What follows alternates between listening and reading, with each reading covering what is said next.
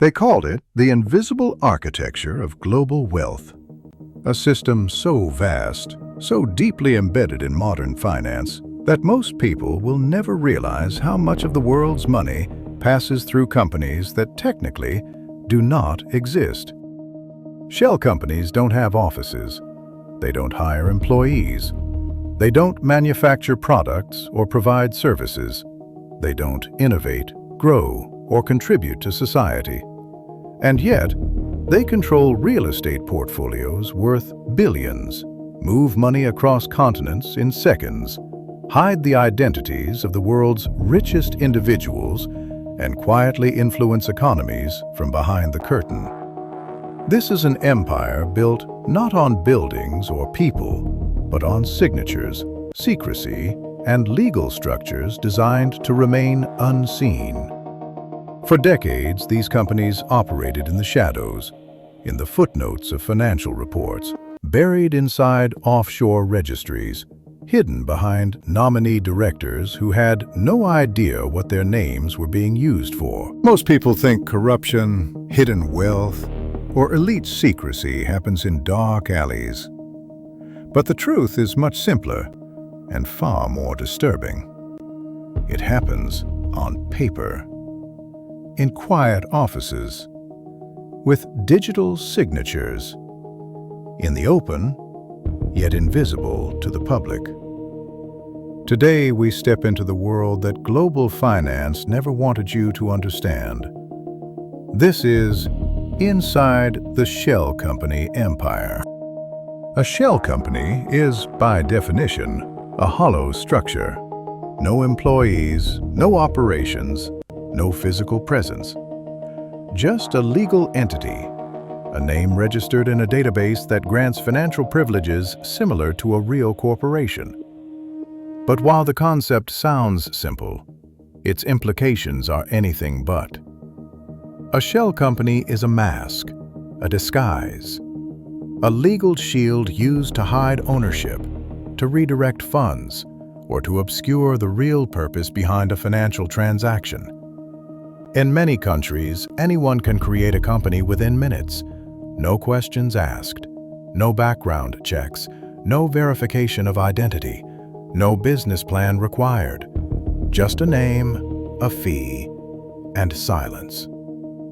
The brilliance of a shell company is not that it exists, but that it doesn't need to. It doesn't need to manufacture a single product to generate financial activity. It doesn't need staff to execute million-dollar transfers. It doesn't need a building or a phone number to own assets across the world. Because in the world of finance, ownership isn't physical. Ownership is paperwork. And paperwork can be manipulated. This simple idea, creating a legal entity with no substance, has become one of the most powerful tools in the architecture of hidden money. The creation of a shell company is shockingly, almost absurdly easy. In some offshore jurisdictions, you don't even need to appear in person. You simply email a corporate service provider, send a scanned passport, and pay a small fee.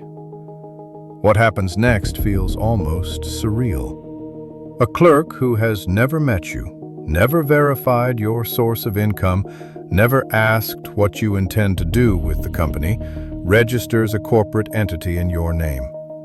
Within hours, you receive documents stating you now own a business in a country you may never visit in your lifetime. But here's where the system becomes sophisticated. You don't have to be listed as the owner. In fact, most people who use shell companies prefer not to be. You can appoint nominee directors who legally appear responsible, nominee shareholders who hold stock in your place, corporate directors, which are other shell companies, bearer shares, which transfer ownership by physical possession. This layering of proxies creates a maze designed to confuse investigators and regulators. By the time someone tries to identify the true owner, the trail has split into dozens of paths, each one ending in a dead end. A name on paper, a director who's never heard of you, A company inside a company inside a company. By the time the veil is lifted, the money is already gone. The term beneficial owner refers to the real human being behind a company. But in the offshore world, the beneficial owner is the last person you'll ever see. Shell companies use every legal tool available to bury the identity of the true controller. There are 5 layers often used in combination. 1. Nominee directors. These individuals lend their names to hundreds of companies. They appear responsible, but have no real authority. 2. Corporate directors. A shell company is owned by another shell company, creating an infinite loop. 3. Trusts. A trust in one country owns a company in another, making ownership legally untraceable. 4. Foundations. Used in Europe and Latin America to legally separate control from ownership. 5th. Bearer shares. A piece of paper determines who owns the company. Possess the paper, you own the entity.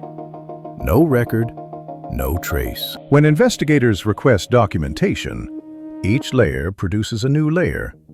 Each question produces another jurisdiction. Each document reveals nothing. It's not that the owner is hard to find, it's that the system was designed to make them unfindable. In one quiet street in a European capital, authorities noticed something strange.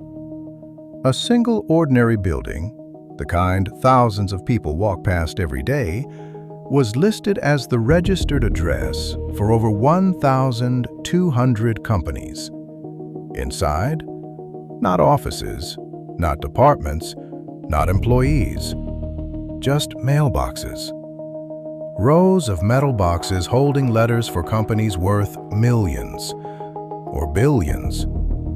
It was the perfect disguise, a physical location that gave the illusion of real operations.